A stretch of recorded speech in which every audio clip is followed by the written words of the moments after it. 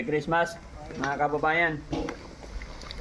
Luto tayo ng sinabawan balbakwa. Ayan, oh.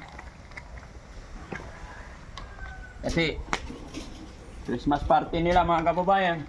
Kaya ipagluluto ko yung mga empleyado. Pahinga din tayo, guys. Pahinga ngayon. Pero pahinga, ipagluluto natin itong mga empleyado natin. Kaya pinagluto ko sila ng masarap na sinabawan balbakwa. Ayan. Ganito rin pa sa inyo, guys. Ayan. Mamaya pagka medyo nalasing na sila, ayan, itong sabaw. Ayan, di ba? Tapos ito naman, ayan, buto-buto with matching laman. Ay, sorry, nalaglag, may nanghingi. Okay.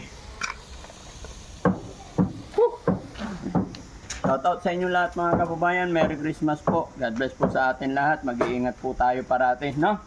Sa mga may okasyon tapos nagiinom, let's celebrate natin yung kapanganakan ng ating si Papa Jesus, pero drink moderately, iwasan natin yung mga maiinit ang ulo, magsaya lang para matapos ang holiday na maayos at walang problema, no? Merry Christmas po. Yan, salamat.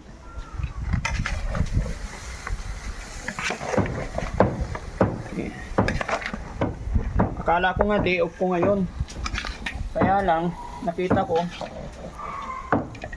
kulang yung tagaluto, kaya tutulong muna ako, guys. Ayan. Para masarap yung kain ng mga empleyado. Ayan. Actually, maya pa naman ang party, alas 12. No? Yun. Ayan. Pag nasute na to, saka lalagyan, Ricardo. Thank you. Oh.